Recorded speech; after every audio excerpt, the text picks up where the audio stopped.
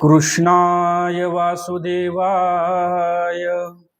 हरये परमात्मने प्रणतक्लेशनाशाय गोविंदाय नमो नमः।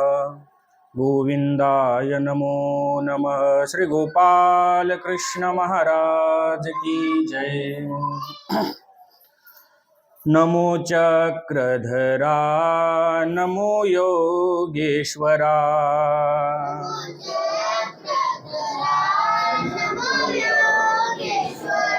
अभयातची हे विश्व जगावे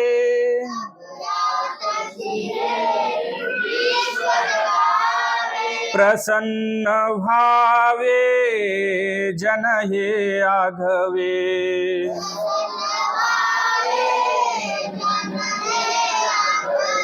कश्मळ सारी दूर करा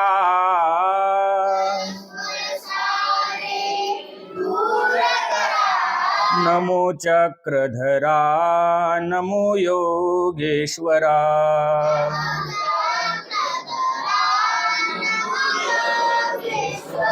नमो चक्रधरा नमो योगेश्वरा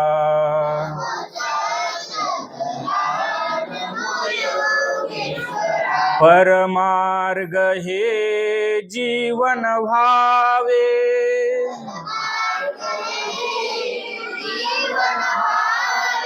मंगल मंगल हृदयी यावे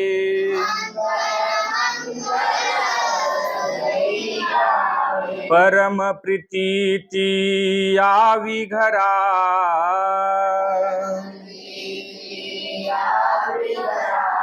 चक्रधरा नमो योगेश्वरा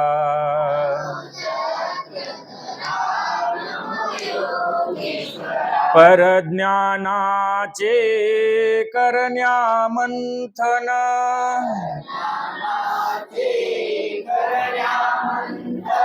अंतरात हो तुझेच चिंतन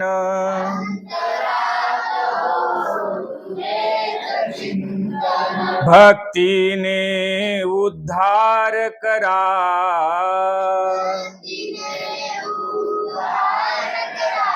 चक्रधरा नमो योगेश्वरा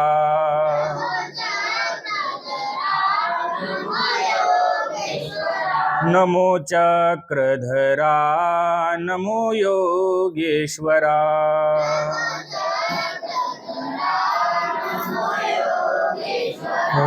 सर्वज्ञ श्री चक्रधर स्वामी की जय।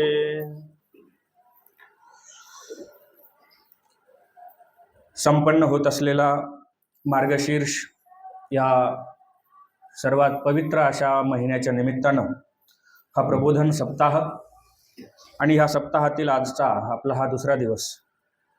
कालच्या प्रवचनामध्ये आपण ऐकलेलं आहे की भगवंताने ह्या संपूर्ण सृष्टीची रचना केली, त्यामागचं मुख्य कारण म्हणजे परमेश्वराकडे असणारा जो निस्सीम असा आनंद आहे, हा आनंद त्या भगवंताला कुणाला तरी द्यावा अशी इच्छा झाली आणि म्हणून या आनंदाला पात्र असा पदार्थ भगवंताने शोधला आणि तो पदार्थ म्हणजे जीव, जो तुमच्या आमच्यामध्ये तृणादिकापासून म्हणजे किडामुंगीपासून, गवतापासून, झाडे वेलीपासून ते विशाल काय असणाऱ्या हत्तीपर्यंत प्रत्येकाच्या शरीरामध्ये जी चेतना शक्ती कार्यरत आहे, जी चेतना शक्ती ह्या शरीराला सजीवत्व प्रदान करते, हालचाल करण्यासाठी कारणीभूत आहे, तिला आपण ऊर्जा म्हणूयात, एनर्जी म्हणूयात, तिला अध्यात्मामध्ये जीव असं म्हटलेलं आहे।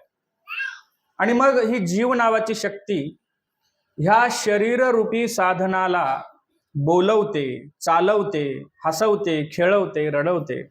प्रत्येक गोष्ट हे शरीर जे करतं त्यासाठी कारणीभूत असणारी चेतना शक्ती म्हणजे जीव। आणि हा जीव त्या भगवंताच्या आनंदासाठी योग्य आहे, पात्र आहे। हे परमेश्वराच्या लक्षात आल्यानंतर परमेश्वराने ठरवले जीवाला आनंद द्यायचा, जीवाला सृष्टीमध्ये आणलं, त्याला ज्ञान दिलं, परंतु जीवाने विकल्प कल्पून अनेक विध योनी जोडून घेतल्या, अनेक विध जन्म जोडून घेतले, आणि आता हा जीवात्मा वेगवेगळ्या जन्मामध्ये फिरतोय, भटकतोय. एक एक योनी तुला कोटी कोटी फेरा, मग लागे वारा मनुष्य देहाचा. एका एका जन्मामध्ये करोडो वेळा हा मनुष्य, आपला हा जीवात्मा जन्माला आला. सर्वज्ञ श्री चक्रधर स्वामी म्हणतात, मिहळीये जन्म दिधले, मोळीये जन्म दिधले, शिवने या रुंभने या जन्म दिधले, मा हा एक जन्म तरी येथ दिजो का. देवाने आपल्याकडे काय मागितलं? पैसे मागितले का? देवाला पैसे लागत नाहीत. देवाने काय मागितलं? पत्रम पुष्पम फलम तोयम यौमे भक्त्या प्रयच्छति तदहम भक्ती अपहृतम अश्नामी प्रयतात्मन. श्रीकृष्ण भगवंता अर्जुनाला सांगतात की अर्जुना, एखाद्या भक्ताने जर भावपूर्वक मला पान, फूल, फळ किंवा नाही काही तर साधं पाणी का होईना मला अर्पण केलं तर ते मी स्वीकारतो. आणि त्याच्या भावामध्ये मी इतका वेडा होऊन जातो की त्या भावामध्ये मला कळत नाही की त्या फुलाचा सुगंध घ्यावा, मी ते फूल खाऊनच टाकतो, असं म्हटलेलं आहे. संत ज्ञानेश्वरांनी यावर भाष्य केलं बघा. पैगा भक्तीचेनी नावे, फूल एक तरी मज व्हावे, ते लेखे तरी म्या तुरंबावे, परी मुखीची घाली. एखाद्या भक्ताने भक्तिपूर्वक जर मला एखादं फूल अर्पण केलं तर त्या फुलाचा मी सुगंध घ्यायला पाहिजे, पण मी एवढा भावविभोर होतो की ते फूल मी खाऊन टाकतो. मग त्या भक्ताने अर्पण करताना असा भाव त्याचा असला पाहिजे. मग त्याच्यामध्ये असा पैसा शब्द कुठेही आलेला नाही. पत्र, पुष्प, फळ, पाणी असे शब्द आहेत. आणि मग आपण आताच्या काळामध्ये जो पैसा देवाला अर्पण करतो, कारण काळानुसार त्या वस्तूला किंमत प्राप्त झालेली आहे, मूल्य प्राप्त झालेलं आहे, आणि म्हणून जी वस्तू मूल्यवान आहे ती देवाला अर्पण करावी, हा आपला बहुमूल्य भाव त्यामागे आहे. आणि म्हणून आपण त्या भावाने तो अर्पण करतो. याचा अर्थ तो करूच नये किंवा ते केल्यावर चुकीचंच आहे असं नव्हे. आपल्या यथाशक्ती आपल्याला ज्या पद्धतीने आपला भाव समर्पित करता येईल, मग तो कोण्याही माध्यमातून असेल. त्या काळामध्ये पान होते, फुलं होते, फळं होते, पाणी होते, म्हणून देव ते म्हटले. आताच्या काळामध्ये माणसाकडे पैसा आहे, काय हरकत आहे एक भाव विभोर होऊन तर भगवंताला आपल्याकडे असलेलं द्रव्य अर्पण करायला. कारण भगवंत म्हणतात 3 प्रकारचं दान आहे: राजस दान, सात्विक दान आणि तामस दान. जे दान गरज नसताना एखाद्या माणसाला दिलं जातं किंवा एखाद्या माणसाला आपण दान दिल्यानंतर तो मनुष्य त्या दानाचा उपयोग काहीतरी विक्षिप्त कर्म करण्यासाठी तो करतो, वाईट कर्म करण्यासाठी करतो, असं जे दान आहे हे तामस दान आहे. किंवा एखाद्या ठिकाणी वगनाट्य, तमाशा मंडळ इत्यादी राजस प्रक्रिया चालू आहेत आणि त्या ठिकाणी आपण पैसे उधळतो, पैसे फेकतो. अलीकडे तो तमाशा वगैरे नावाचा प्रकार कमी झाला. पूर्वीच्या काळात जेव्हा आपले आजोबा पंजोबा होते त्यावेळेस ते करमणुकीसाठी, मनोरंजनासाठी ते साहित्य होतं, साधन होतं, आणि मग त्यावेळेस लोक पैसे उधळायचे, पैसे फेकायचे. अशा ठिकाणी केलेलं दान हे राजस दान आहे. मग ह्या दोनही दानाने जीवाला यत्किंचितही फायदा होणारा नाही. मग दान कसं केलं पाहिजे? तर भगवद्गीता सांगते, दातव्यम इति यद्दानम दीयते अनुपकारिणे देशे कालेच पात्रेच तद्दानम सात्विकम श्रुतम. अर्जुना, तुला जर दान करायचं असेल तर कसं कर? दातव्यम इति यद्दानम दीयते अनुपकारिणे. ते दान दिल्यानंतर, ते दान देत असताना तुझ्या मनात उपकाराची भावना जागृत होऊ नये, की मी याला देतोय म्हणजे मी याच्यावर उपकार करतोय. मी सप्ताहाला पट्टी दिली म्हणजे मी सप्ताह करणाऱ्या कमिटीवर उपकार केले, त्या सप्ताहावर उपकार केले. किंवा एखाद्या माणसाला तुम्ही दान दिले की मग मी त्या माणसावर उपकार केले, ही उपकाराची भावना तुमच्यामध्ये जागृत होऊ नये, असं दान असलं पाहिजे. महानुभाव साहित्यामध्ये दानाची व्याख्या केली की स्वसत्ता सांडुनी परसत्ता संपादने ते दान. दान कशाला म्हणायचं?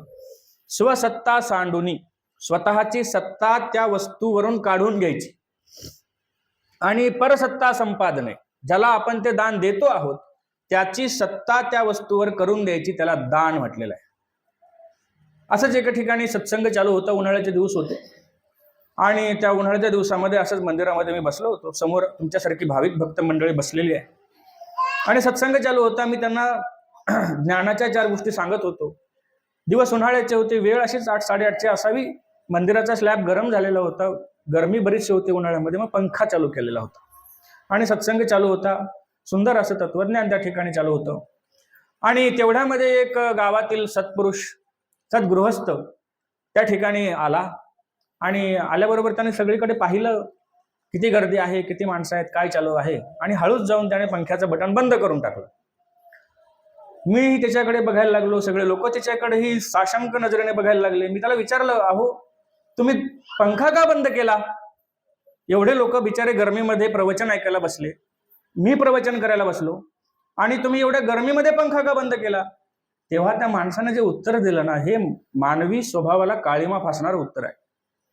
त्याने उत्तर दिलं, बाबा जो पंखा वरती चालू आहे ना, तो पंखा मी मंदिराला दान केलेला आहे. अरे हो बाबा, तू दान केलास, पण मग काय बंद करतो, लोकांना मारतो का गरमीमध्ये? तसं नाही म्हणे बाबा, पंखा दान केलाय, मग त्या पंख्यावरती माझं नाव लिहिलेलं आहे की अमुक अमुक राव पाटील यांच्यातर्फे मंदिराला अर्पण, असं त्याच्यावर नाव लिहिलेलं आहे. आणि जर तो पंखा फिरत राहिला तर नाव तुम्हालाही दिसणार नाही, लोकांनाही दिसणार नाही. जर पंखा बंद राहिला तर सगळ्यांना ते नाव दिसल आणि लोकांच्या लक्षात येईल की हा पंखा या माणसाने दिलेला आहे आणि म्हणून मी तो पंखा बंद केला. याला दान म्हणता येत नाही. एकदा दान केल्यानंतर, एकदा एखादी वस्तू तुम्ही दिली की त्यावरची तुमची सत्ता तुम्हाला संपवावी लागेल आणि ज्याला दान करता त्याची सत्ता तुम्हाला करून द्यावी लागेल. मग भगवंताने दान करत असताना तुमच्याकडनं कोणत्या दानाची अपेक्षा केलेली आहे? पैशाची तर मुळीच केलेली नाही, द्रव्याची केलेलीच नाही आहे. त्या भगवंताला जर तुम्ही भावपूर्वक एखादं पान, एखादं फूल, एखादं फळ अर्पण केलं की तो ते स्वीकारतो. बघा, श्रीकृष्ण भगवंत पांडवांकडून शिष्टाई करण्यासाठी कौरवांकडे गेलेले आहेत आणि मग तिथे गेल्यानंतर दुर्योधनाने सुंदर असं त्यांचं स्वागत केलं. मग सभा सुरू झाली. सभेमध्ये श्रीकृष्ण भगवंताने सांगितलं की अरे, तुम्ही त्यांचं संपूर्ण इंद्रप्रस्थ त्या जुगारामध्ये बळकावून घेतलं, कपटाने बळकावून घेतलं आणि त्यांना निष्कांचन करून सोडलं. मग आता तुम्ही एक काम करा, किमान 5 गावं तरी त्या इंद्रप्रस्थातले पांडवांना तुम्ही द्या. त्यावर दुर्योधनाने काय उत्तर दिलं? श्रीकृष्ण महाराज, 5 गावांचा तर विषय सोडा, पण तीक्ष्ण सुईच्या आग्रावर बसेल एवढी जमीन सुद्धा आम्ही पांडवांना देणार नाहीत. श्रीकृष्ण भगवंतासारख्या माणसाच्या शिष्टाईला दुर्योधनाने नकार दिला. हा त्याच्या वृत्तीचा असभ्यपणा या ठिकाणी आपल्याला दिसून येतो. श्रीकृष्ण भगवंत काहीच म्हटले नाही. भगवंत कुठल्याही परिस्थितीमध्ये त्यांच्या चेहऱ्यावर बदल कधीच होऊ दिला नाही भगवंताने. संपूर्ण महाभारत, संपूर्ण कृष्णचरित्र तुम्ही उलगडून पहा. मग ठीक आहे म्हटले, तुमची इच्छाच नाही तर मग पुढे जे होईल त्याला तयार राहा. दुर्योधन म्हटलं, आम्ही कधीचेच तयार आहोत, आम्ही वाटच पाहत आहोत पुढे काय होते त्याची. शिष्टाई फसली. मग दुर्योधनाने सुंदर असं पक्वान्न स्वयंपाक त्या ठिकाणी तयार केलेला आहे. नानाविध पक्वान्न तयार केले, पुऱ्या तयार केल्यात, बासुंदी तयार केली, कुरडई, भज्जे, काय काय पदार्थ त्या ठिकाणी पक्वान्न त्या श्रीकृष्ण भगवंताच्या भोजनासाठी त्या दुर्योधनाने तयार करून ठेवलेले आहेत. आणि मग तो दुर्योधन श्रीकृष्ण भगवंताला विनंती करतो की तुमच्या भोजनाची तयारी झालेली आहे, कृपया जेवणासाठी चला. त्यावेळेस श्रीकृष्ण भगवंत नकार देतात, मी तुझ्याकडे जेवण करणार नाही. आणि मग कुठं जेवायला, कुठं जायचं? तर श्रीकृष्ण भगवंत त्यावेळेस विदुराच्या घरी जेवण करण्यासाठी गेलेले आहेत. ते आपल्या उद्धवजीला सांगतात की उद्धवजी चल विदुरा घर जाऊ, आपण विदुराच्या घरी भोजन करण्यासाठी जाऊयात. आणि श्रीकृष्ण भगवंत आणि विदुर, आपला उद्धवदेव विदुराच्या घरी जेवण्यासाठी गेलेले आहेत. आणि विदुराच्या घरी जेवण्यासाठी गेल्यानंतर त्या ठिकाणी विदुरजी घरी नव्हते, ते बाहेर गेलेले होते. त्यांची पत्नी मात्र घरामध्ये स्नानगृहात स्नान करत होती. आणि श्रीकृष्ण भगवंताने आवाज दिला की विदुरजी घरात आहात का? आणि तो आवाज विदुराच्या पत्नीने स्नानगृहात ऐकला. ती आंघोळ करत होती. भगवंताची वाणी, जिला परावाणी म्हटलेलं आहे, त्या परावाणीने युक्त असणारा तो मंजूळ आणि सुंदर असा कुठल्याही भक्ताला कर्णमधुर वाटेल, त्याच्या हृदयाला प्रसन्न करेल असा आवाज त्या भगवंताचा त्या विदुराच्या पत्नीने त्या स्नानगृहातनं ऐकला. तिला लक्षात आलं की हा श्रीकृष्ण भगवंताचा आवाज आहे आणि ती देहभान विसरली. तिला ह्या गोष्टीची पुसटशी कल्पनाही नाही की मी स्नानगृहात आहे, मी स्नान करते, मी आंघोळ करते. सगळं विसरली ती देवाचा आवाज ऐकल्याबरोबर. आणि त्याच अवस्थेमध्ये त्या स्नानगृहातनं तिनं दरवाजाकडे धाव घेतली. ती दरवाजात आली, देवाला घरामध्ये बोलवलं आणि देवाला बसायला टाकलं. देव त्यावरती बसले आणि बसल्यानंतर आता शास्त्र असं सांगतं की रिक्त पाणीर न पश्यंती राजानाम देवता गुरु. 3 माणसाला रिकाम्या हाताने भेटू नये. कुणाला? राजानाम देवता गुरु. राजाला, देवाला आणि गुरुला रिकाम्या हाताने भेटू नये. काहीतरी द्यावं, फळ तरी द्यावं, पाणी तरी द्यावं, चहा तरी द्यावा, काहीतरी द्यावं. आणि म्हणून मग आपल्याकडे काय आहे देवाला देण्यासाठी, म्हणून ती घरामध्ये लगबगीनं शोधते. तर तिला एका टोपलीमध्ये काही केळं होती. ती केळं त्या विदुराच्या पत्नीला दिसली आणि तिला वाटलं की ही फळं आपण देवाला आरोग्यासाठी दिली पाहिजे. आणि म्हणून ती केळं घेऊन आली, देवासमोर ती टोपली ठेवली आणि ती आता केळ सोलते, केळाची टरफलं काढते, साल काढते. आणि केळाची टरफलं काढून केळातला गाभा ती खाली टाकते. म्हणजे तिला भान नाहीये, ती भगवंताचं रूप पाहण्यात एवढी दंग आहे, देव आल्याच्या आनंदामध्ये ती एवढी गुंग झालेली आहे की तिला तिच्या शरीरावर कपडे नाही त्याचं भान नाही. केळ सोललं देवाला खाऊ घालायचं तर गाभा खाली टाकून देते आणि देवाला टरफल खाऊ घालते. बरं, देवाने तरी तक्रार करावी, देवही तक्रार करत नाही. तो तिची टरफलं खातो, अगदी आनंदाने खातो, कुठलीही तक्रार न करता खातो. 1, 2, 3, 4 केळं तिनं देवाला खाऊ घातली, ती टरफलं खाऊ घातली. तेवढ्यात विदुरजी ज्या काही कामासाठी बाहेर गेले होते ते काम आटोपून घरी आले. आणि घरी आल्यानंतर त्यांनी हा सगळा प्रसंग पाहिला की भगवंत बसलेले आहेत. आपली पत्नी भगवंतासमोर विवस्त्र अवस्थेमध्ये बसलेली आहे. बरं, बसलेली आहे तर आहे, कारण विदुरांच्या मनामध्ये श्रीकृष्ण भगवंताविषयी कुठला विकार नाही, भगवंत हा भाव त्यांच्या मनात आहे. आणि मग अशा अवस्थेमध्ये ती देवाला केळीची साल खाऊ घालते, टरफल खाऊ घालते आणि केळातला गाभा बाजूला टाकते. हे पाहिल्यानंतर विदुरजी आपल्या पत्नीवर रागवले. म्हणतात, अगं वेडे, तुला काही कळतं का? देव आलेत, देवाला बसायला फाटकीशी चादर तू टाकलेली आहेस. बरं, टाकली तर टाकली, देवांच्या समोर विवस्त्र अवस्थेत बसलेली आहेस. बरं, बसली तर बसली, देवाला केळीची टरफलं तू खाऊ घालतेस, गाभा खाली टाकून देतेस. त्यावेळेस ती भानावर आली आणि तिने पाहिलं की खरंच मी देवाला केळीची टरफलं खाऊ घातली आणि केळीचा गाभा बाहेर टाकला. माझ्या अंगावर वस्त्र नाहीत म्हणून लगबगीनं धावत घरात गेली, वस्त्र परिधान केले, कपडे घातले आणि मग बाहेर आली आणि देवाला प्रार्थना करते, देवा मला क्षमा कर की मी तुला केळीची टरफलं खाऊ घातली, गाभा बाहेर टाकला. आणि मग आता तिनं परत दुसरं केळ सोललं, त्याचं टरफल बाजूला काढलं, टरफल खाली फेकून दिलं आणि केळीचा गाभा देवाला खाऊ घालते. त्यावेळेस श्रीकृष्ण भगवंत विदुराला म्हणतात, विदुरजी, त्या केळीच्या टरफलामध्ये जो गोडवा होता, त्या केळीच्या टरफलामध्ये जी गोडी होती, ती गोडी या केळीच्या गाभ्याला अजिबात येत नाही. अतिशय बेचव असा हा केळीचा गाभा मला लागतोय. याचं कारण काय आहे?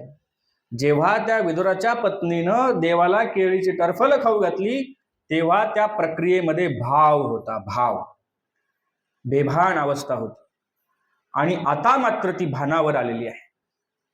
आता तिच्यातला भाव थोडासा उन्हाळा झालेला आहे आणि म्हणून त्या केळीच्या गाभ्यात सुद्धा तो गोडवा राहिलेला नाही. आणि म्हणून भगवंताला पदार्थातला गोडवा अजिबात अपेक्षित नाहीये, तुमच्या भावाचा गोडवा भगवंताला अपेक्षित आहे. हे लक्षात आलं पाहिजे आपल्याला की भगवंताने आपल्याला काहीच मागितलेलं नाही, फक्त मागितला आहे तो आपला भाव. मग आपण भगवंताला विडा वाहताना म्हणतो काय? नागपत्र कराचे हे नारियळ परिशिर, प्रतिज्ञा ही सुपारीची, भाव विडा तुझा अर्पित. एक पैसा आहे का कुठं? सगळे भावाचे फळ, भावयुक्त फळ काही अर्पण करा. मी म्हणतो, तुम्हाला तुमच्या मनात भाव नसताना एखाद्या मंदिराला तुम्ही 1000 रुपये दिले, त्या 1000 रुपयापेक्षा भावपूर्वक एखाद्या गरिबानं दिलेले 10 रुपये हे त्या 1000 रुपयाच्या 10 पट असतात. हे लक्षात घ्या. जे द्यायचंय आपल्याला भगवंताला ते भावपूर्वक देता आलं पाहिजे.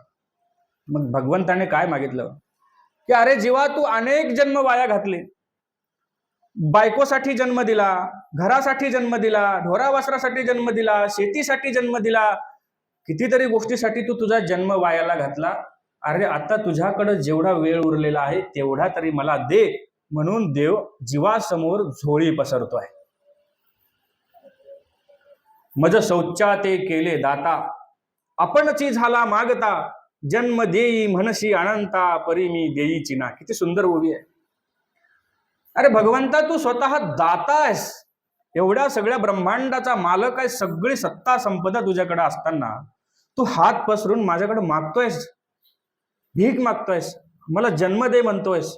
पण तरीही मी मात्र असा अनाधिकारी आहे, असा अज्ञानी आहे, असा मूढ आहे, असा मोहामध्ये गुंतून पडलेलो आहे की मी मात्र तुला हा जन्म देत नाही.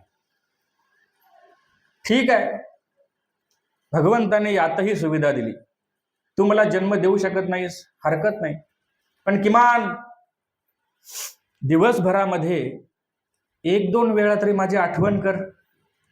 चांगदेव नावाचे भक्त आहेत, छोटेसे आहेत, ह्या लहान बाळासारखे छोटेसे आहेत. ते स्वामींच्या सन्निधानामध्ये आहेत, बरेच दिवस झाले, आणि त्यांची आई मात्र घरी आहे, तिला करमत नाही. आणि म्हणून ती देवाकडे आली आणि म्हणते, देवा, हा माझा बाळ आता तुम्ही माझ्याकडे पाठवा. देव म्हणतात, बाई तू येत असेल तर घेऊन जा.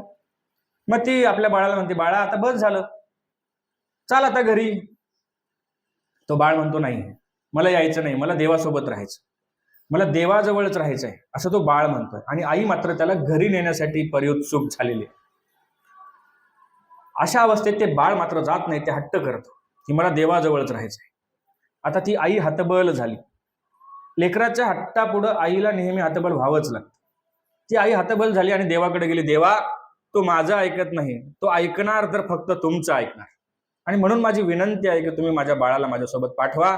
जर तुम्ही त्याला पाठवलं नाही तर मी माझ्या जीवाचं काहीतरी बरं वाईट करून घेईन. असं म्हटल्यावर देव दयाळू आहे, कुणाचं वाईट होत असेल तर देवाला पाहवत नाही. देवाचं जाऊ द्या, साधू संतांना सुद्धा पाहवत नाही.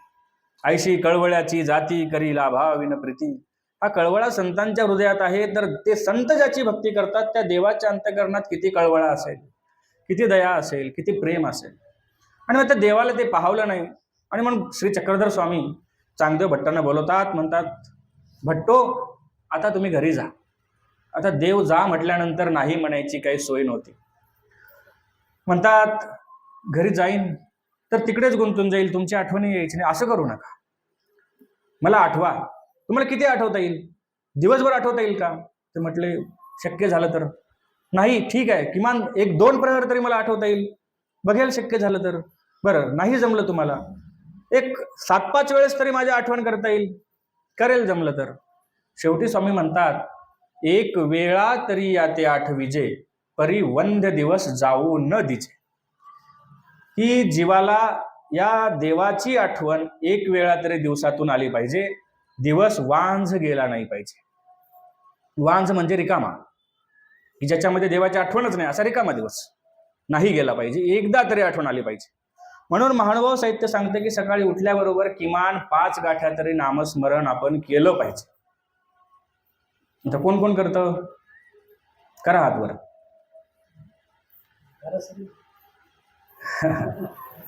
म्हणून आपल्या गुरुनं आपल्याला सांगितलं की बाबा रे, सकाळी उठल्याबरोबर किमान 5 गाठ्या तरी स्मरण कर. काय हरकत आहे, दिवसाची सुरुवात जर भगवंताच्या नामस्मरणाने झाली, कारण त्या भगवंतानं आपल्याला सुंदर असा नरदेह दिलेला आहे, आणि ज्याने दिलंय त्याचीच आठवण करायची नाही म्हटल्यावर.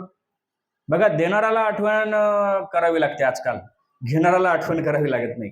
नाही, खरं खोटं वाटत असेल माझं तर एखाद्याला 10-5 हजार उसने देऊन पहा.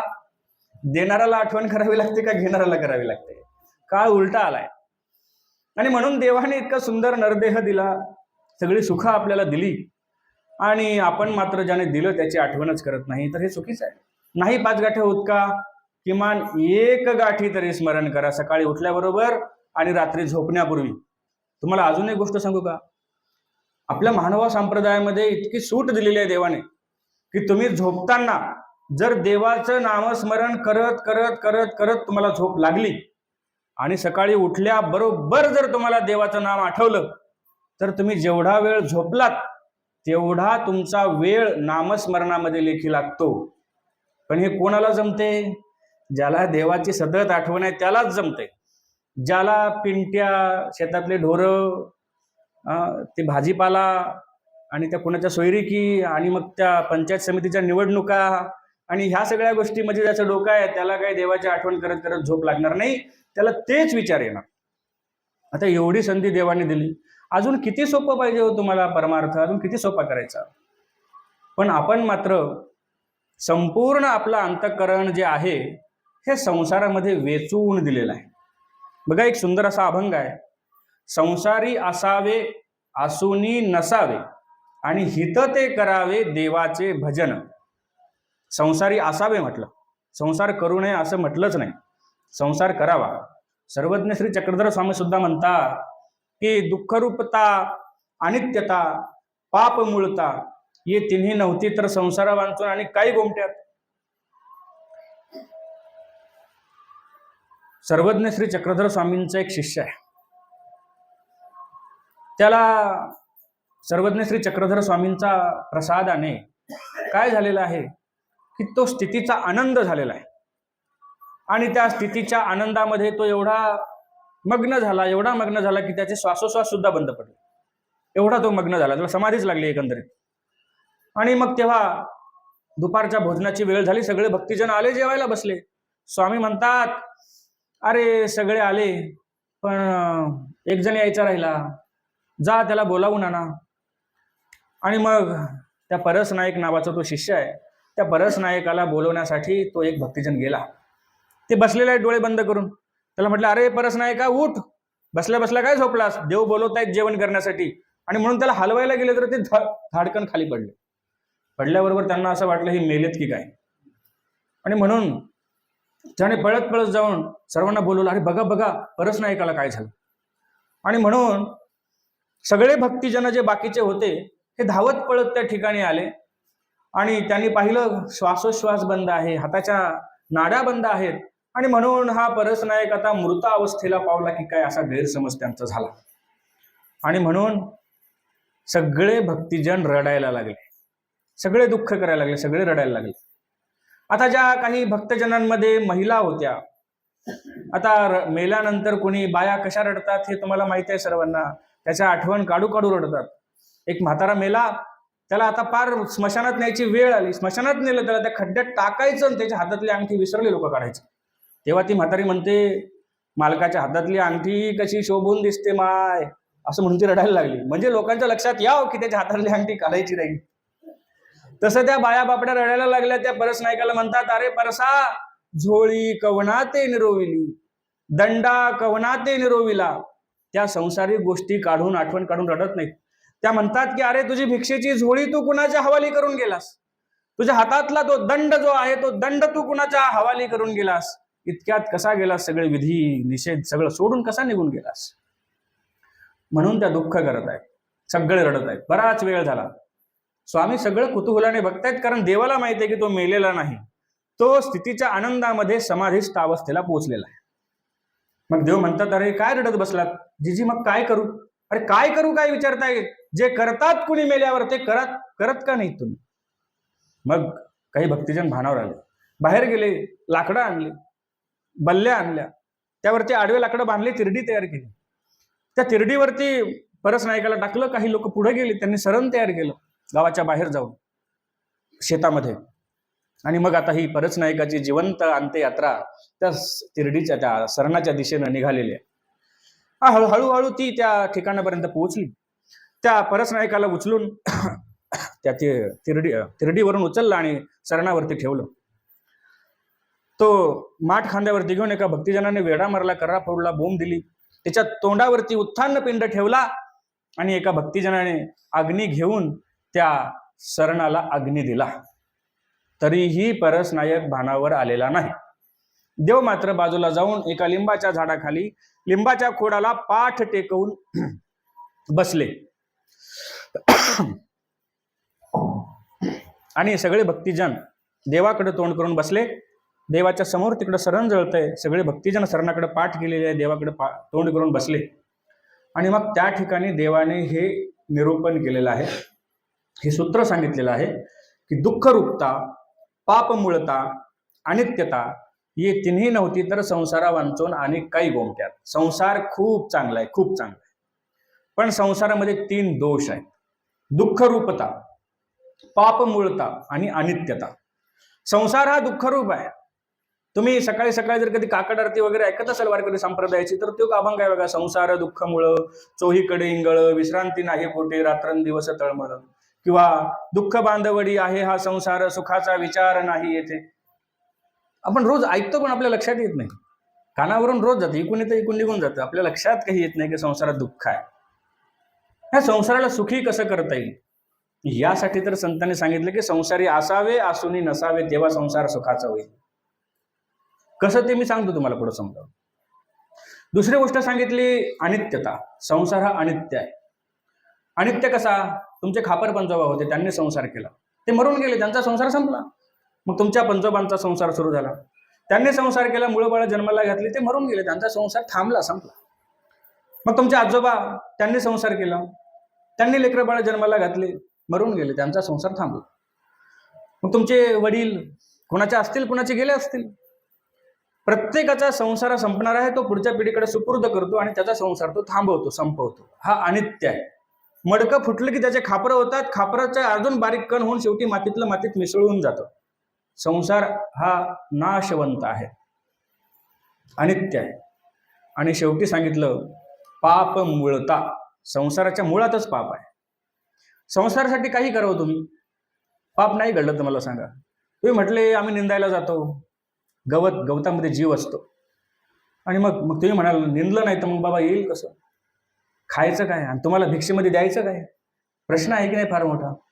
बरं, तुम्ही म्हणाल निंदण्यामध्ये पाप आहे, मग मी फवारायला जातो, फवारले तरी कितीतरी जंतू मरतात, त्यातही पाप आहे.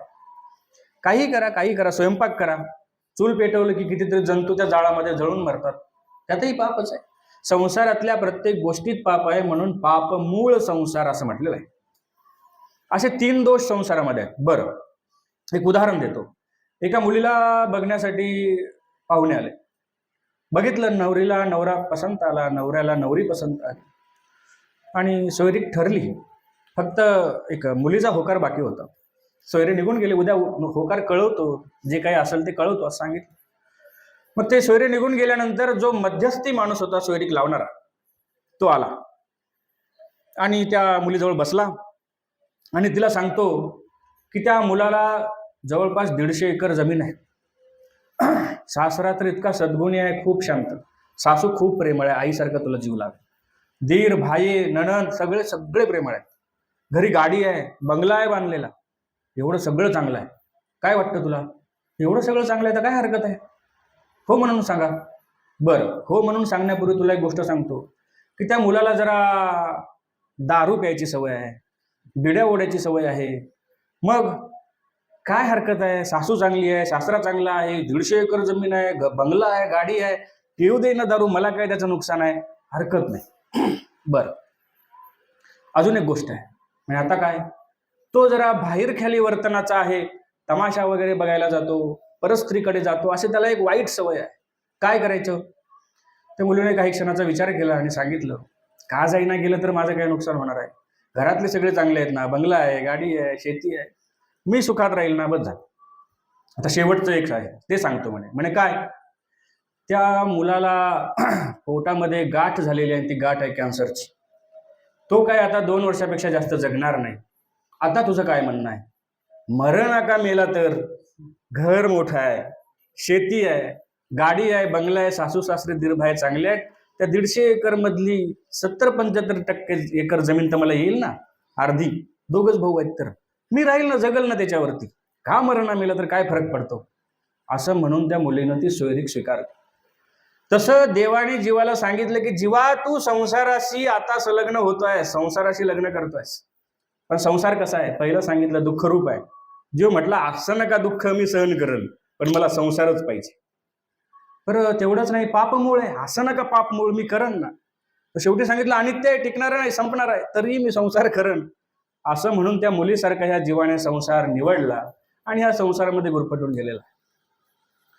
मग हा जो संसार आहे, या संसारामध्ये असावे असूनी नसावे. आता असावे कसे आणि नसावे कसे हे मला तुम्हाला सांगायचं. संसार करत असताना गरज तुमच्या मनाची आहे की शरीराची आहे? शरीराची आहे. संसारामध्ये शरीर गरजेचं आहे. ह्या देहाशी या संसारातले सगळे माणसं संबंधित आहेत. या कुडीमध्ये रे आत्मा नांदतो तोवर बढाई, आत्मा निघून जाई कुडीला कुणी पुसत नाही. जोवर हे शरीर आहे, या शरीराला लोक महत्व देतात. कुष्टियाचा दृष्टांत ऐकला का तुम्ही? मागच्या वर्षी नसेल ऐकला, मी सांगतो. एका माणसाला कुष्ठरोग झाला, त्याच्या हाताची बोटं झडायला लागली. आता अलीकडे कुष्ठरोग राहिला नाही, हातापायाची बोटं असे वाकडे होतात आणि हळूहळू झडून जातात. असा तो कुष्ठरोग त्याला झाला. आणि मग लेकरं बाळ त्याला सांभाळतात, त्याची पत्नी सांभाळते, खायला प्यायला देते. पण किती दिवस त्याची दुर्गंधी घरामध्ये पसरायला लागली त्या जखमीची.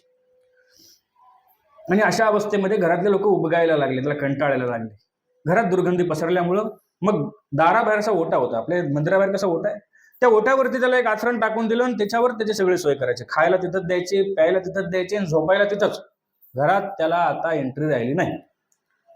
आणि येता जाता ते लेकरं बाळ नाकाला फडका लावून यायचे. एवढंच काय, ती बायको त्याला म्हणायची, तू मरकोडी मरो का, हा अजूनही काय जित आहे, अरे हा मरत का नाही. आणि अशी छी थू करायची त्याच्यावरती.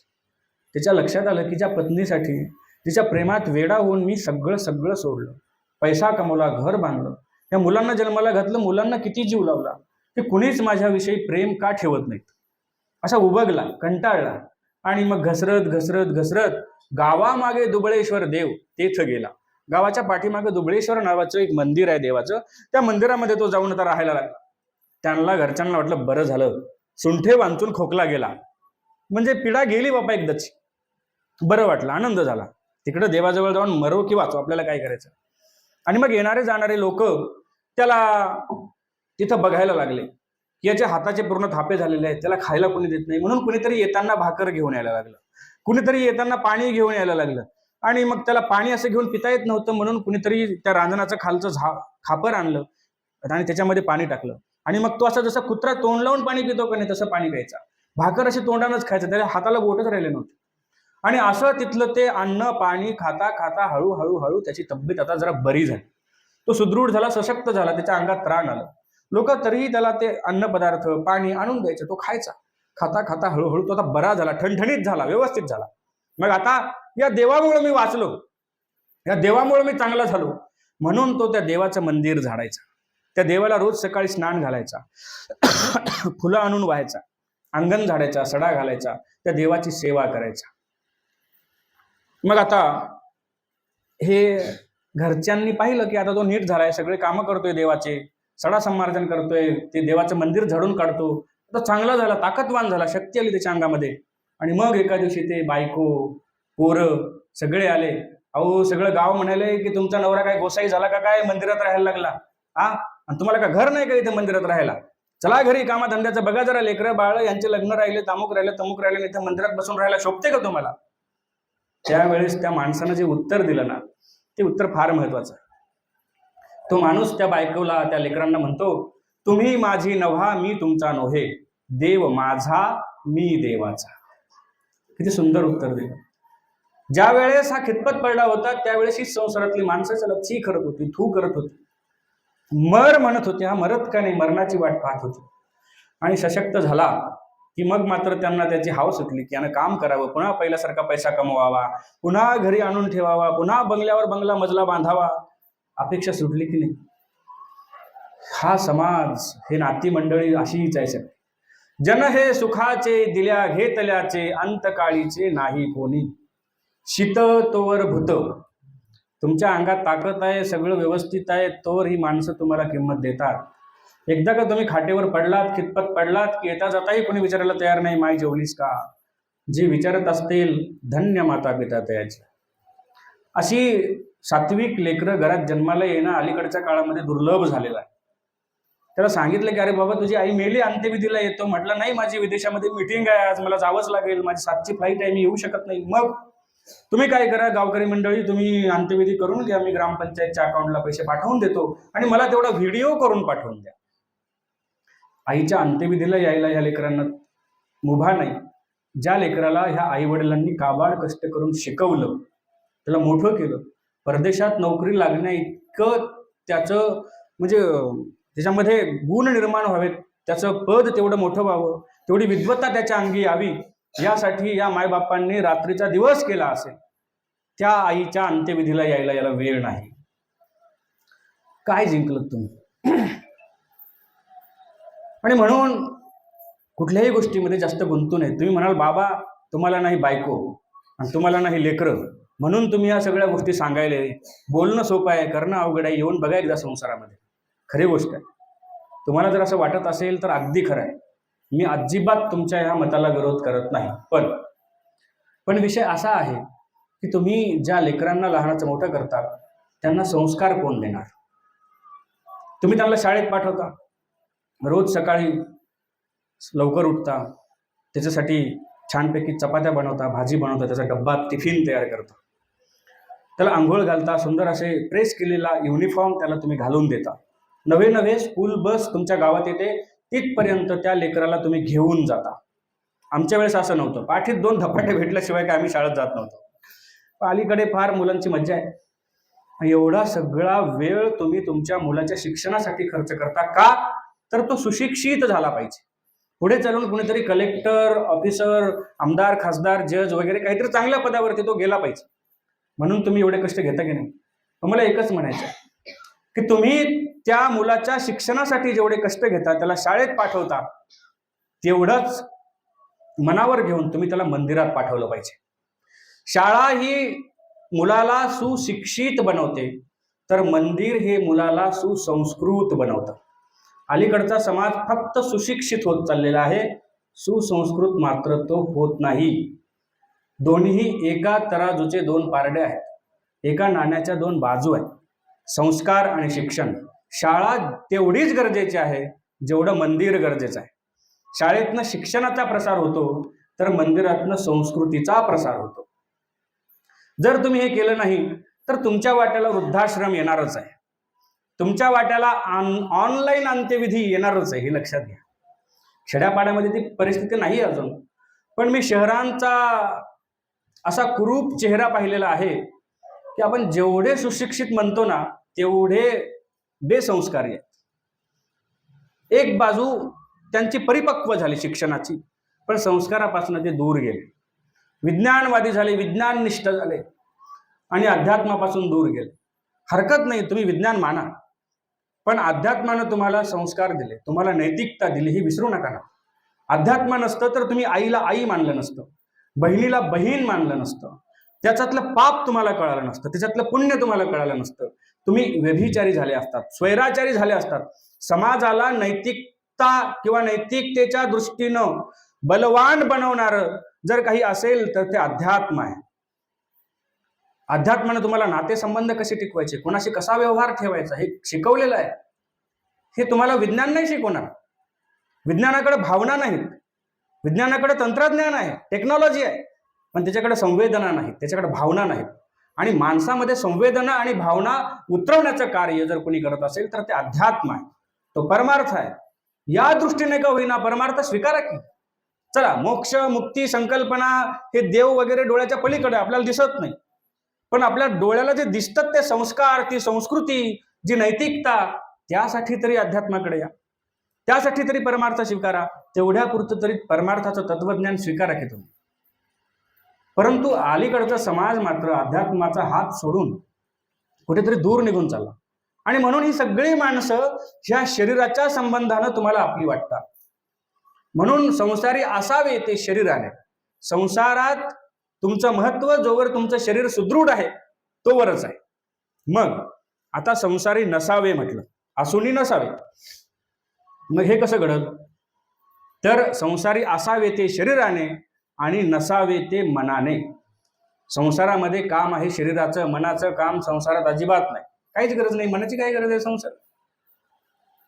पण आपण मात्र मन लावून संसार करतो. वास्तविक मन हे अध्यात्मासाठी असलं पाहिजे. ज्या मनामध्ये, ज्या अंतःकरणामध्ये भगवंताची आठवण असली पाहिजे, ज्या डोळ्यामध्ये भगवंताची मूर्त असली पाहिजे, ज्या कानांना भगवंताचं कीर्तन, भजन ऐकायला भेटलं पाहिजे, ज्या मुखाने फक्त भगवंताचं नाम घेतलं पाहिजे, डोळ्याने भगवंताची मूर्त पाहिली पाहिजे, हाताने भगवंतासाठी टाळी वाजवली पाहिजे, पायाने भगवंताच्या मंदिराकडे गेलं पाहिजे. हे सगळं जर माणसाला करता आलं, त्याला कळालं की अध्यात्म म्हणजे परमार्थ काय आहे आणि प्रपंच काय आहे, की मग त्याला प्रपंच आणि परमार्थ दोन्हीचा समतोल साधता येतो. मी असं म्हणत नाही, किंवा कुठलंही धर्मशास्त्र असं म्हणत नाही की संसार करता करता सोडून द्या आणि परमार्थामध्ये या. असं कुठलंही धर्मशास्त्र आजपर्यंत म्हणालं नाही. पण योग्य वेळ आहे, संसाराची योग्य वेळ आहे. आपल्या हिंदू संस्कृतीनं माणसाच्या जीवनाचे 4 टप्पे पाडलेले आहेत. 4 टप्प्यांमध्ये वर्गीकरण केलेलं आहे. पहिला टप्पा ब्रह्मचारी आश्रमाचा आहे, दुसरा टप्पा गृहस्थ आश्रमाचा आहे, तिसरा टप्पा वानप्रस्थ आश्रमाचा आहे आणि चौथा टप्पा संन्यास आश्रमाचा आहे.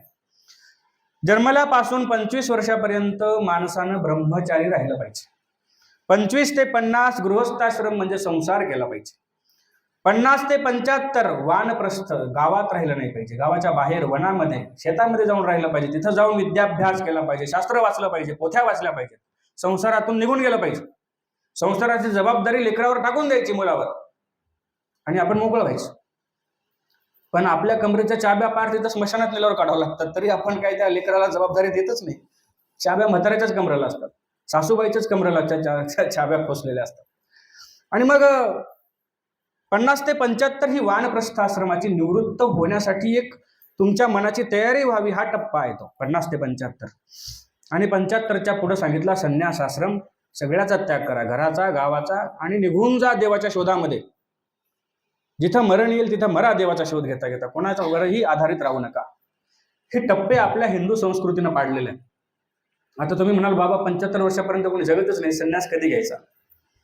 आता ठरवून घ्या, 80 वर्षाच्या माणसाचं आयुष्य आहे तर मग 20-20 वर्ष करा. 60 वर्ष तुम्ही धराल तर 15-15 वर्ष करा. असे 4 टप्पे करा. आणि त्या दृष्टीनं आपल्या जीवनाचा विनियोग आपल्याला करता आला पाहिजे, आपल्या आयुष्याचा. हे ज्याला समजलं त्याला दोन्ही साधता येतात, प्रपंचही साधता येतो आणि परमार्थही साधता येतो. कारण संत जनाबाई म्हणतात की जेने साधविल्या दोन्ही त्याच्यासारखा नाही कोणी. ज्याला दोन्ही साधवता आले त्याच्यासारखा कोणीच नाही. ज्याला संसारही साधवता आला आणि सोबत परमार्थही साधवता आला. तुम्ही म्हणाल बाबा कसं जमल? जमते ना, का नाही जमल? हाती काम मुखी नाम, काय अडचण आहे? तुम्ही भांडे घासताय, हाताला काम आहे ना, तोंडाला थोडं काम आहे. घ्या तोंडामध्ये देवाचं नाम घ्या. तुम्ही नांगर हाणताय, तोंडाने नांगर हाणावं लागतो का? नाही, बैलाला शिव्या द्याव्या लागतात. देता का नाही? मी लहानपणी ऐकायचो, माझ्या वडील शेतामध्ये नांगरायचे, काका नांगरायचे, त्यावेळेस ऐकायचो आम्ही. त्या बैलाला काय कळतं बिचारायला, त्याला शिव्या देऊन काय फायदा? त्याला नको नको तर त्याच्या आईवरून पेशावरून शिव्या देऊ देऊ त्याला नांगर हाणायचं. तर मुद्दा वेगळा आहे की तुम्ही काम करताय तर ते काम तुमच्या शरीराला आहे, तुमच्या तोंडाला म्हणजे तुमच्या मनाला तर ते नाही ना. मग ते काम करत करत तुम्ही तुमच्या मनामध्ये असो किंवा तुमच्या तोंडामध्ये असो नाम घेऊ शकता. मला कोणीतरी विचारलं, बाबा रस्त्यानं चालत असताना पायात चप्पल असते, पायात चप्पल घालून देवाचं नाव घ्यावं का? बरं, याच्याही पुढे एका जणांनी मला येऊन प्रश्न विचारला, बाबा आपण सकाळी सकाळी जेव्हा शौचाला बसतो तिथं देवाचं नाव कसं घ्यावं? पण ह्याच्यासाठी धर्मशास्त्रामध्ये सांगितलेलं आहे की मलत्यागेही न विसंभावा, की देवाला मलत्याग करत असताना सुद्धा विसरायचं नाही. तुम्ही टॉयलेटमध्ये बसलेला आहात, शौचाला बसलेला आहात, तरी सुद्धा देवाचं नाव घेता येतं. तुम्ही म्हणाल बाबा हे वेगळंच ऐकतोय, एवढ्या घाण ठिकाणी देवाचं नाव घ्यायचं कसं? हे थोडं चुकीचं वाटतंय. पण मला एक सांगा की काही संप्रदायामध्ये आंघोळ केल्याशिवाय देवाला जाऊ नये अशी मान्यता आहे. पण महानुभाव संप्रदाय थोडंसं याच्या विपरीत विचार करतो, पण तो विचार सकारात्मक आहे. तुम्ही आंघोळ केली नाही तरी चालेल, पण तुमचं मन शुद्ध असेल तर मंदिरात या. नाहीतर 5 बकेटी पाण्यानं आंघोळ करून सुद्धा जर तुमचं मन साफ नसेल तर मंदिरात येण्याला काही अर्थ नाही. फक्त बाहेरून शुद्ध होणं म्हणजे शुद्ध होणं आहे का? गरम गरम पाणी तुम्ही घेतलेलं आहे, सुंदर असा हमाम, लक्स, मोती, डव, काय कोणते साबणं आले तर काय सांगायचं काम नाही. त्यात ह्या सगळ्या साबणं वेगवेगळ्या लावून तुम्ही स्वच्छ झाडात आंघोळ केली. बरं एवढं नाही, स्वच्छ असे इस्त्रीचे कपडे तुम्ही घातले, त्यावरही तुम्ही अगोदर बॉडी स्प्रे मारला, परत त्याच्यावर परफ्यूम मारला, सुगंध. पण हे सगळं करत असताना तुम्ही तुमच्या मनाला धुवायचं विसरता. डोक्यामध्ये, केसांमध्ये जेव्हा कोंडा होतो तुमच्या, तेव्हा तुम्ही नाहता. आंघोळ करत असताना डोक्यावरनं पाणी घेता आणि मग त्या केसांना शॅम्पू लावता. Clinic plus, Dove, head and shoulder, खूप साबण आहेत, शॅम्पू आहेत. आणि तो शॅम्पू लावून तुम्ही तुमच्या डोक्यातला कोंडा स्वच्छ करता. बरोबर आहे? हा बाहेरून झालेला कोंडा तुम्ही शॅम्पू लावून स्वच्छ करू शकता. पण माझा एक प्रश्न आहे, हा बाहेरचा कोंडा स्वच्छ करण्यासाठी तुमच्याकडे जसा शॅम्पू आहे, तसं तुमच्या डोक्याच्या आतमध्ये, या कवटीच्या आतमध्ये जो मेंदू आहे, जी बुद्धी आहे, त्या बुद्धीला, त्या मेंदूला एक वाईट विचारांची बुरशी चढलेली आहे, एक वाईट विचारांचा कोंडा त्यामध्ये तयार झालेला आहे. राग, द्वेष, काम, क्रोध, ईर्ष्या, मद, मत्सर, मोह, लालसा, वासना इत्यादी अनेक प्रकारचा कोंडा तुमच्या डोक्याच्या आतून झालेला आहे. मग ह्याला कोणता शॅम्पू लावणार? थोडंसं शॅम्पूचं पाणी करून कानात टाकणार का, असं डोक्यामध्ये जाईल म्हणून, थोडंसं मेंदूला स्वच्छ करेल म्हणून? कुठला शॅम्पू तुमच्याकडे आहे? Lux, clinic plus, head and shoulder, कुठलाही शॅम्पू लावून तुमच्या डोक्याच्या आतून झालेला कोंडा तुम्हाला स्वच्छ करता येणार नाही. तर डोक्याच्या आतून तयार झालेला, निर्माण झालेला हा जो वाईट विचारांचा कोंडा आहे, हा दूरविचाराचा जो कोंडा आहे, हा कोंडा जर तुम्हाला स्वच्छ करायचा असेल तर त्यासाठी एक शॅम्पू तुम्हाला भगवद्गीतेमध्ये सापडतो. आणि तो शॅम्पू कोणता आहे? तर भगवान श्रीकृष्ण अर्जुनाला सांगतात की अर्जुना, नही ज्ञानेन सदृशम पवित्रम इह विद्यते. तुझ्या बुद्धीला पवित्र करण्यासाठी ज्ञानासारखी दुसरी वस्तूच नाही. ज्ञान, आणि ज्ञानाचं वास्तव्य असतं बुद्धीमध्ये. ते ज्ञान माणसाच्या बुद्धीला स्वच्छ करतं, पवित्र करतं, निर्मळ करतं. आणि म्हणून डोक्याच्या आतून बुद्धीला झालेला कोंडा जर धुवून काढायचा असेल, स्वच्छ करायचा असेल, तर त्यासाठी तुम्हाला ज्ञान प्राप्त करणं गरजेचं आहे. मला मोबाईल द्या वेळ बघण्यासाठी, वेळ बघण्यासाठी मोबाईल द्या मला, किंवा घड्याळ द्या, काही द्या. मग हे ज्ञान जे आहे हे तुमच्या बुद्धीतला जो कोंडा आहे याला निर्मळ करतं. आणि म्हणून ज्ञान इतकं पवित्र आहे की कश्मळ असलेल्या विचारांनाही ते पवित्र करण्याचं काम करतं.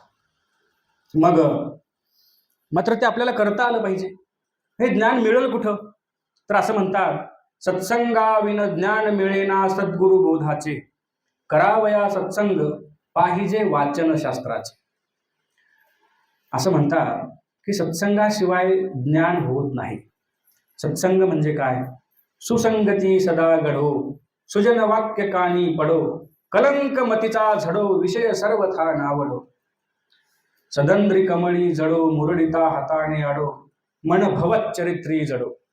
किती सुंदर मागणी केलेली भगवंताला की भगवंता सुसंगती सदा घडो, मला सज्जनांची संगत घडली पाहिजे, सज्जनांच्या संगतीमध्ये मला राहता आलं पाहिजे.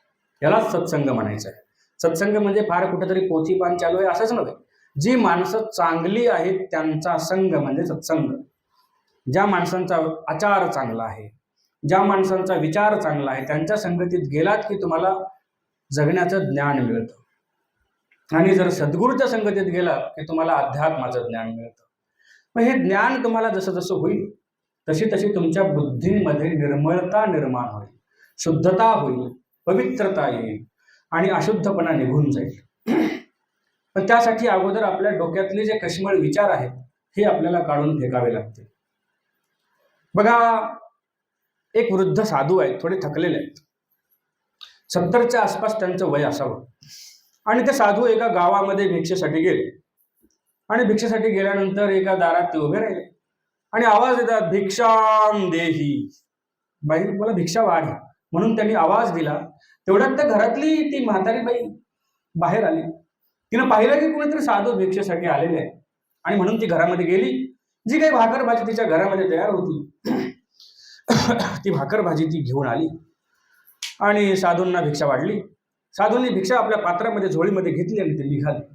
आणि मग जात असताना त्या बाईने साधूला थांबवलं. बाबा थांबा. म्हटले, का, काय झालं? अहो, तुम्ही माझ्याकडनं भिक्षा घेतली पण मला काही भिक्षा दिली नाही तुम्ही. म्हणे, काय? तुम्ही माझ्या दारात आला, तेवढे साधू माझ्या दारात आले, तर मला देवाच्या ज्ञानाचे काहीतरी 4 शब्दांची भिक्षा मला द्या. हे कळालं पाहिजे माणसाला. साधू आपल्याकडे आले, आपल्या दारात आले, आपल्या गावात आले की आपण साधूला काय म्हटलं पाहिजे. त्या म्हातारीला कळालं की जे साधू आलेत काहीतरी देवाधर्माच्या 4 गोष्टी विचारल्या पाहिजे. नाहीतर समाज असा आहे बघा, साधू दिसल्यावर काय करतो समाज. एका गावात मी असं चालवतो रस्त्यानं आणि त्या बाईचं लेकरू आंघोळ करत नव्हतं.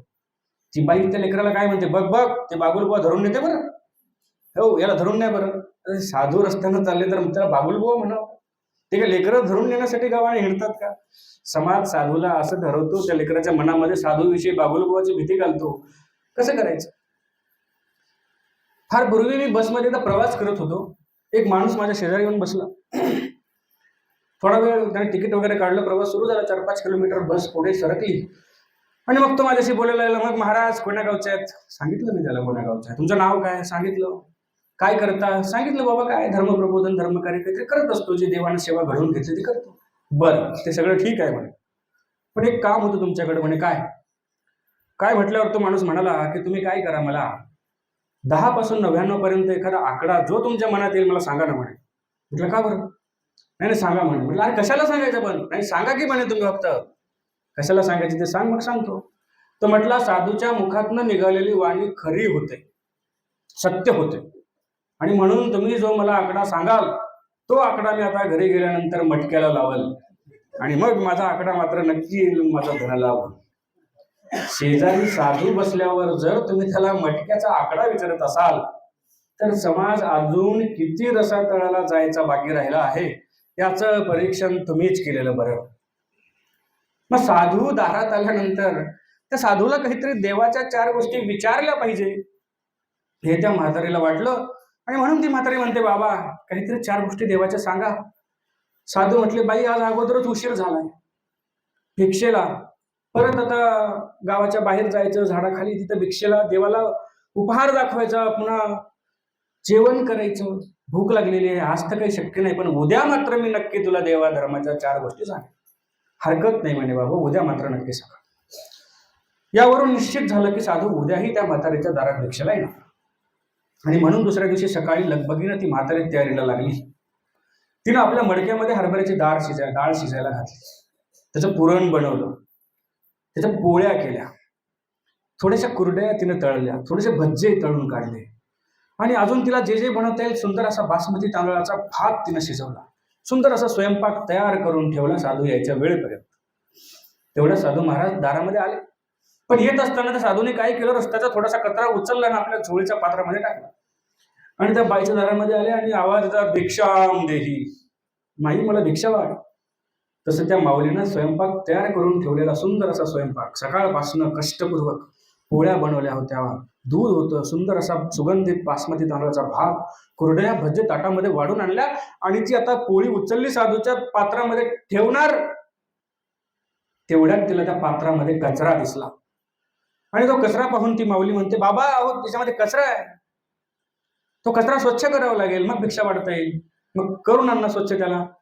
मग त्या बाईने ते पात्र घेतलं, घरामध्ये घेऊन गेली, ते पात्र स्वच्छ पाण्याने धुतलं, परत आणून साधूच्या झोळीमध्ये ठेवलं, आणि मग त्याच्यामध्ये पोळी, त्याच्यावर भात, कुरड्या, भज्जे आणि दुधाची वाटी ठेवली, आणि मग म्हटली बाबा आज सांगतो म्हटलं होतं तुम्ही देवाच्या 4 गोष्टी सांगा की. साधू म्हटले काय सांगायचं राहिलं, आता सांगितलं की तुला काय सांगायचं ते. अहो तुम्ही काही बोललाच नाहीत, काय सांगायचं? ठीक आहे म्हणे, तुला परत उघडवून सांगतो जरासं. जेव्हा मी तुझ्या दारात भिक्षेसाठी आलो तू भिक्षा घेऊन आलीस, वाढता वाढता थांबलीस, माझ्या पात्रामध्ये तो भिक्षा वाढली नाही, का नाही वाढली? म्हणाली बाबा अहो तुमच्या पात्रामध्ये घाण कचरा पडलेला होता, आणि त्या घाण कचरा असलेल्या पात्रामध्ये जर मी सकाळपासनं कष्टपूर्वक तयार केलेला हा पक्वान्नांचा स्वयंपाक वाढला असता तर तो खराब झाला असता, खायच्या लायकीचा राहिला नसता, आणि म्हणून मी त्यात भिक्षा वाढली नाही. त्यावेळेस साधू म्हणतात बाई मला हेच तर तुला सांगायचं की जसं माझं पात्र घाण होतं म्हणून तू तुझा सुंदर स्वच्छ पवित्र असा स्वयंपाक माझ्या पात्रात टाकला नाहीस, वाढला नाहीस, तसं माऊली तुझ्या बुद्धीमध्ये वाईट विचारांचा, ईर्षेचा, मत्सराचा, द्वेषाचा जो कोंडा साचलेला आहे, जो कचरा भरलेला आहे, तो कचरा तुझ्या मेंदूच्या पात्रात असताना मी कष्टपूर्वक प्राप्त केलेलं ज्ञान तुझ्या त्या घाण पात्रामध्ये मी कसं काय टाकलं. किती सुंदर उत्तर आहे साधूचं. ज्या बुद्धीमध्ये सगळे ईर्षेचे, मत्सराचे, याचं कसं वाईट होईल, त्याचा कसा खाना खराब होईल, याचं घर कधी पेटल, हे विचार ज्याच्या बुद्धीमध्ये भरलेले आहे, त्याला कितीही हे तत्वज्ञानाची भिक्षा वाटण्याचा प्रयत्न केला, त्याला सांगण्याचा प्रयत्न केला, तर त्याला त्याचा काही फायदा होईल का? त्याचं पावित्र्य निर्माण होईल का? ज्ञान खूप पवित्र आहे, ते बुद्धीला पवित्र करतच, पण त्यासाठी अगोदर आपली घाण आपल्याला स्वच्छ करावी लागेल. परिसाचा स्पर्श झाल्याबरोबर लोखंडाचं सोनं होतं हे खरं आहे, पण त्या लोखंडाच्या आणि परिसाच्या मध्ये काही अडथळा येऊ नये. ते लोखंडही त्या योग्यतेचा असावं. ते पार गंजाटून गेलेलं भंगार लोखंड उचलून त्याला परीस लावला, त्याचं सोनं नाही होत. तो लोखंडही ते तशा पद्धतीचं असलं पाहिजे, चांगलं असलं पाहिजे. एक चोर होता, त्याला असं कळलं की जंगलामध्ये एक साधू राहतात आणि त्या साधूकडे एक परीस आहे. आणि म्हणून त्याला असं वाटलं की आता रोज रोज दरोडे टाकण्यापेक्षा, चोऱ्या करण्यापेक्षा, रोज छोपमोड करण्यापेक्षा आपण त्या साधूकडचा परीसच चोरून आणू. आणि एकदा परीस आला म्हणजे काय, लोखंड घ्यायचं, लोखंडाला परीस लावायचं, सोनं करायचं आणि विकायचं, आयुष्यभर टेन्शनच नाही. आणि म्हणून तो साधूकडे गेला. गेल्याबरोबर साधूचे पाय धरले, म्हणाला, महाराज संसाराचा कंटाळा आला हो, काही बायका पोरू लग्न बरे पाहत नाहीत, आता काही रस नाही त्या संसारामध्ये, कंटाळलो आता, आणि मला तुमच्या चरणामध्ये थोडीशी जागा द्या, मी तुम्हाला शरण आलो, मला देव कसा आहे ते सांगा, मला देव भेटला पाहिजे असं काहीतरी तत्वज्ञान सांगा. नाटक करायला लागला. शेवटी साधूच ते, मी सांगितलं तुम्हाला की साधू कसे आहेत की त्यांना जीवाचा कळवळा येतो, की बुडते हे जन न देखवे डोळा, येतो कळवळा म्हणून या समाज बुडतोय संसारामध्ये आणि ह्याला देवापर्यंत येऊन पोहोचवलं पाहिजे, म्हणून साधूला कळवळा येतो. साधू म्हटले, ठीक आहे बाबा, मी त्यासाठी तिथं बसलेलो आहे, लोकांचं कल्याण करण्यासाठी, तुला देवाच्या काही गोष्टी सांगाल, पण तुला माझ्याजवळ राहावं लागेल. हरकत नाही बाबा, मी तुमच्याजवळ राहायला चालू, संसारात आता मला काही रस राहिला नाही. किती खोटं बोलतात माणसं स्वतःच्या स्वार्थासाठी. कुणाला खोटं बोलावं? देवालाही खोटं बोलतात. त्या म्हातारीला नातू होत नव्हता, तिच्या पोरीला पोरगं होत नव्हतं.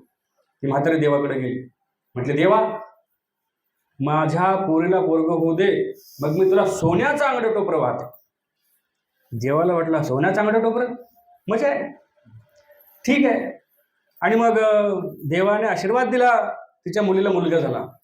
आता तो मुलगा 7-8 महिन्याचा झाला आणि ती लेकीच्या घरी गेली. म्हटली, बाई, मी देवाला नवस केला होता की तुला सोन्याचं अंगठं टोपरं वाईल, आणि म्हणून आपण जाऊ नवस पूर्ण करायला. आणि मग त्या लेकराला घेतलं, काही कपडे सोबत घेतले, निघालेत.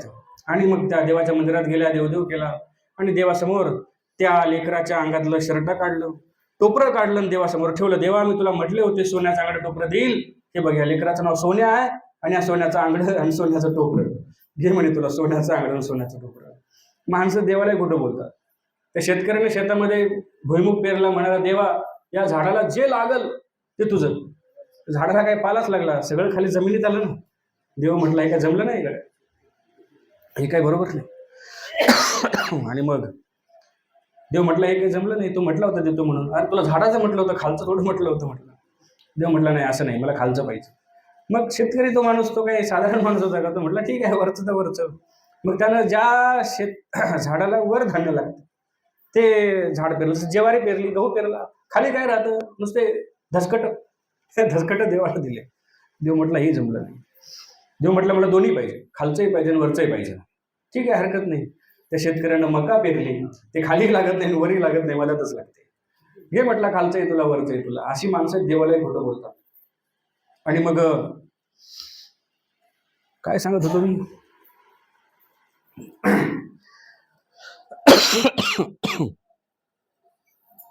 विसरलो बघा बोलता बोलता.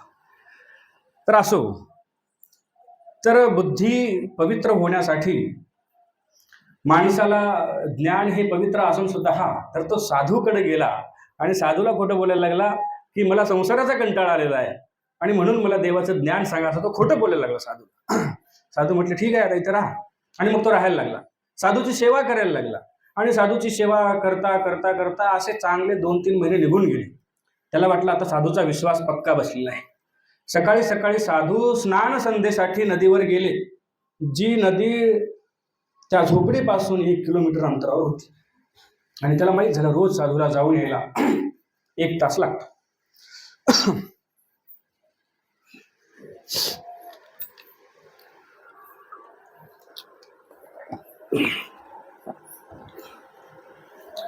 मग याने ठरवलं की आता साधू येईपर्यंत तो परीस आपण शोधायचा, घ्यायचा आणि पोबारा करायचा, म्हणजे पळून जायचं. तसा तो परीस शोधायला लागला. साधूची संदक उघडला, संदकामध्ये पाहिलं काय होतं त्याच्यामध्ये, सगळं ते दंड, कमंडलू, पुस्तकं बिस्तकं, पोथ्या बिथ्या, त्याच्यात काही त्याला परीस सापडलं नाही. काही गठोडे बांधून ठेवलेले होते कपड्यांचे, ते काढले, त्या गठोड्यांमध्ये पाहिलं, त्याच्यात काही सापडलं नाही. झोळी पाहिली, दंड, कमंडलू पाहिला, काहीच सापडलं नाही, त्याच्यामध्ये काहीच सापडलं नाही. परेशान झाला, सगळा पसारा झोपडीमध्ये विखरून टाकला. आणि तेवढ्यामध्ये साधू आल्याबरोबर त्यांनी पाहिलं, सगळा पसारा पसरलेला आहे. आणि हा घामाघूम झालेला आहे. साधूला असं वाटलं कोणीतरी चोर आले होते काय, म्हणून त्याने त्याला जवळ बोलला, अरे जवळ इकडे इकडे, तुला काही चोरांनी मारलं का? तुला काही दुखापत तर केली नाही ना? चोराने तुझ्यावर काही घाला तर घातला नाही ना? तुला काही त्रास तर दिला नाही ना? आणि म्हणून ते साधू त्याला इकडं तिकडं त्याच्या अंगावर बघायला लागले, कुठं मारलंय का? काहीच नाही झालेलं त्याला.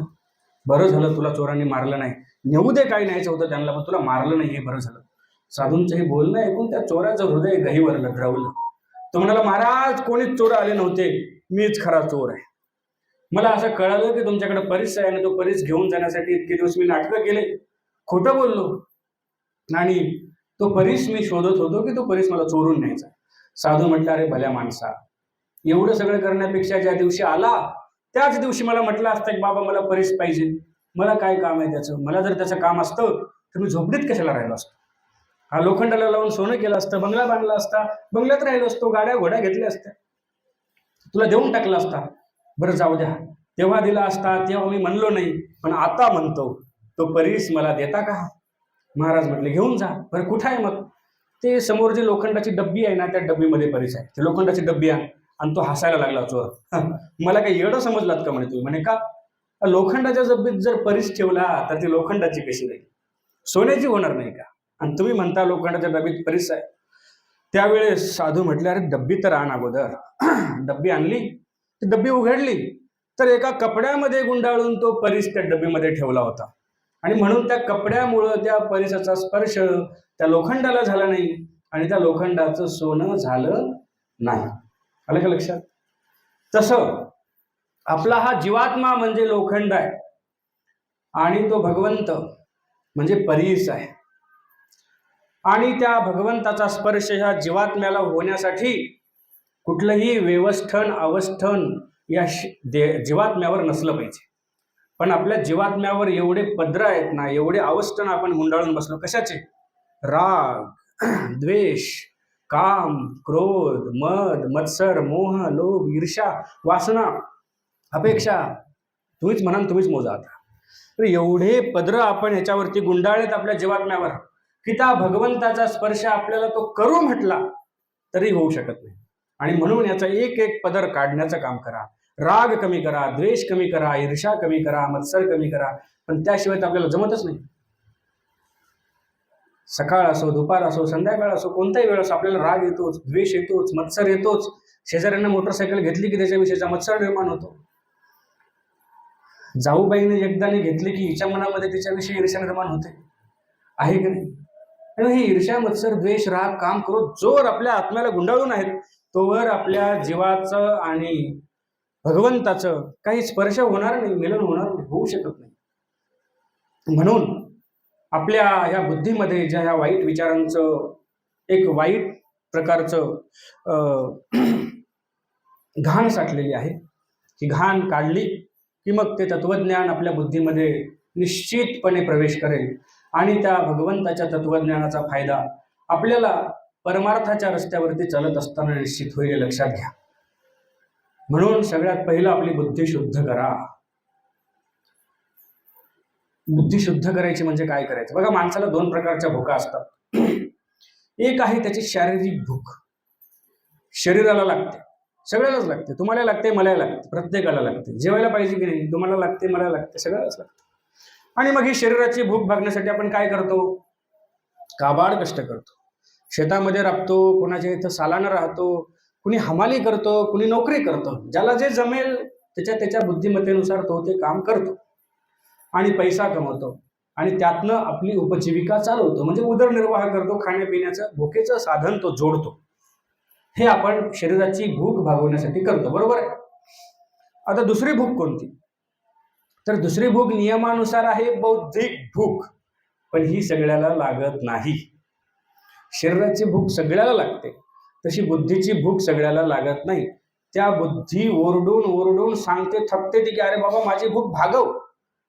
बुद्धीची भूक कशाने भागेल? जशी शरीराची भूक अन्नाने भागते, बरोबर, तशी बुद्धीची भूक कशाने भागेल? ज्ञानाने. शरीराला जसं अन्न गरजेचं आहे तसं बुद्धीला ज्ञान गरजेचं आहे. आणि म्हणून शरीराची भूक भागवण्यासाठी जसे काबड कष्ट करतात, तशी बुद्धीची भूक भागवण्यासाठी काय करायचं? कीर्तनाला जायचं, प्रवचनाला जायचं, सद्गुरूच्या संगतीत जायचं, नवे नवे नाही जमत असेल तर काहीतरी धर्मग्रंथ आपल्या घरी आणून त्यांचं वाचन करायचं, इतकं तरी करा. नसेल कुठं जाणं होत तर पोथी आणा, एखादी लीळाचरित्र आणा, सूत्रपाठ आणा, भगवद्गीता आणा, तिचं वाचन करा आणि ते ज्ञान प्राप्त करण्याचा प्रयत्न करा. हे ज्ञान जर आपल्याला प्राप्त झालं की मग त्या ज्ञानाच्या मार्गावर आपल्याला चालतंय. पण धर्मशास्त्र ग्रंथ सद्गुरू सांगून सांगून सांगून परेशान होतात, पण हा पठ्ठ्या काही त्या ज्ञानाच्या मार्गावर चालत नाही. प्रत्येक संप्रदायाचे एक तत्वज्ञान आहे, काही नियम आहेत आणि त्या नियमानुसार चाललं पाहिजे. पण हे सांगूनही ज्या जीवाला कळत नाही तो काही त्या ज्ञानाच्या मार्गाने चालत नाही आणि स्वतःचा फायदा करून घ्यायचा तर नुकसान करून घेतो आणि इथंच गुरफटत बसतो. म्हणून मायबाप हो, ज्ञान प्राप्त करा आणि त्या ज्ञानाच्या मार्गावरती चालण्याचा प्रयत्न करा. आजच्या सेवेमध्ये एवढंच तुम्हाला सांगतो आणि अशा अपेक्षा करतो की याचा फायदा तुम्ही निश्चित करून घ्याल, त्या ज्ञानाच्या मार्गावरती चालण्याचा प्रयत्न कराल, अशी एक या सेवेच्या माध्यमातून अपेक्षा बाळगतो आणि आजची ही प्रवचनाची सेवा याच ठिकाणी थांबवतो. श्री चक्रधर स्वामी की दंडवत. बंद करा.